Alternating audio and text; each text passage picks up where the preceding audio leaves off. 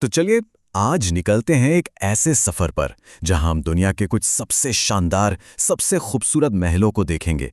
लेकिन ये सिर्फ पत्थर और शानो शौकत की कहानियां नहीं हैं। नहीं नहीं, ये उन दीवारों की कहानियां हैं जिनके पीछे छुपे हैं बेहद गहरे राज।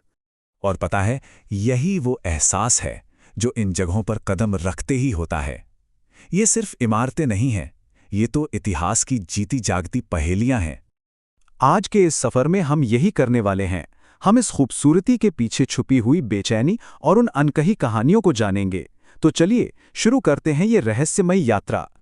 तो हमारा पहला पड़ाव हमें ले जाता है जर्मनी के पहाड़ों के बीच, जहां खड़ा है एक ऐसा महल जो दूर से देखने पर बिल्कुल किसी परी कथा जैसा लगता है, लेकिन इसकी कहानी उतनी सीधी है नहीं। देखिए, ये महल असल में कभी कोई शाही निवास था ही नहीं। ये तो राजा लुडविक की एक काल्पनिक दुनिया थी, जहां वो खुद को असल दुनिया से कह सकते हैं कि छुपा लेते थे। बाहर से ये जितना खूबसूरत दिखता है ना, अंदर से उतना ही ज्यादा रहस्यमयी है, गुप्त रास्तों और छिपे हुए कमरों से भरा हुआ। वहां के लोग बताते हैं कि रात के सन्नाटे में सिंगर्स हॉल से एक हल्की सी क्लासिकल धुन सुनाई देती है। गार्ड्स ने तो यहां तक कहा है कि सबसे ऊंची मीनार में कभी-कभी एक परछाई दिखती है, जैसे कोई ताज पहने खड़ा हो। और सबसे बड़ा राज, वो तो खुद राजा की मौत है। उन्हें मानसिक रूप से बीमार घोषित किया गया और ठीक एक दिन बाद वो एक झील में मृत पाए गए। कोई नहीं जानता कि सच क्या था। ये सवाल आज भी न्यूश्वार्नस्टाइन की हवाओं में गूंजता है। चलिए अब यहां से आगे बढ़ते हैं और देखते हैं कि हमारा अगला पड़ाव हमें कहां ले जाता है। अब जर्मनी से सीधे चलते हैं चीन, फॉरबिडन सिटी यानी निषिद्ध शहर। सोचिए, एक ऐसी जगह जो 500 सालों तक, जी हां, 500 सालों तक दुनिया से पूरी तरह कटी रही। ये सिर्फ एक महल नहीं, ये अपने आप में एक पूरा शहर है जिसकी हर दीवार खामोशी और रहस्यों से भरी है। इसे निषिद्ध या फोबिडन क्यों कहते थे? क्योंकि यहां सिर्फ सम्राट और उनके सबसे खास लोग ही आ सकते थे। अगर कोई आम इंसान गलती से भी अंदर घुस गया तो उसका जिंदा वापस लौटना नामुमकिन था। इसकी सुनहरी छतें और लाल दीवारें जितनी शानदार हैं, इसका इतिहास उतना ही बंद और खतरनाक भी। इस जगह में 9000 से भी ज्यादा कमरे हैं। जरा सोचिए, 9000! इतने सारे कमरों में न जाने कितने राज, कितनी ही अनकही कहानियां दफन होंगी। यहाँ के बारे में कई अजीबो गरीब कहानियां मशहूर हैं। जैसे रात में एक 10 फुट लंबा साया मैदान में घूमता हुआ दिखता है, या खाली पड़े क्रिम्सन हॉल से अचानक संगीत की आवाजें आने लगती हैं।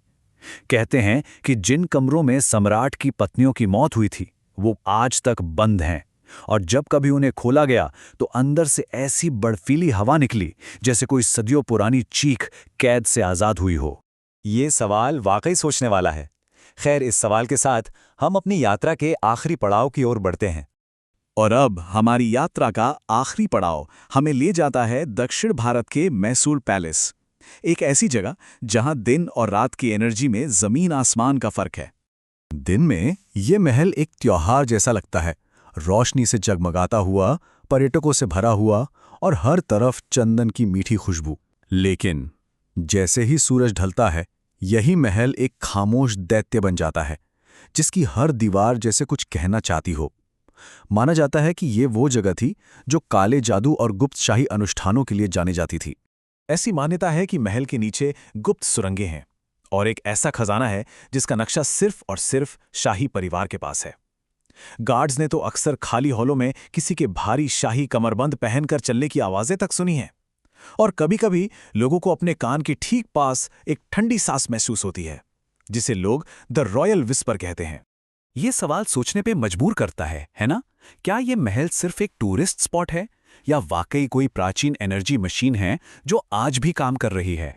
तो हमने 3 अलग-अलग महाद्वीपों में 3 एकदम अलग रहस्यमयी महलों का दौरा किया। हर एक की अपनी कहानी है, लेकिन उन सब में एक बात बिल्कुल कॉमन है। ये सिर्फ पत्थर और ईंट से बनी इमारतें नहीं हैं, नहीं, ये उससे कहीं ज्यादा हैं। ये तो समय के गवाह हैं। ये महल असल में इंसानी इतिहास, शक्ति और दर्द के जीते जागते पुस्तकालय हैं। इनमें जुनून, साजिश, प्यार और पीड़ा की अनगिनत कहानियां कैद हैं, जो आज भी इनकी हवाओं में महसूस की जा सकती हैं। और यही बात हमें एक आखिरी सवाल पर लाकर छोड़ देती है। कि अगर, सिर्फ अगर, ये दीवारें सच में बोल पाती तो वे हमें और क्या क्या बताती। शायद कुछ राज हमेशा राज ही रहने के लिए होते हैं।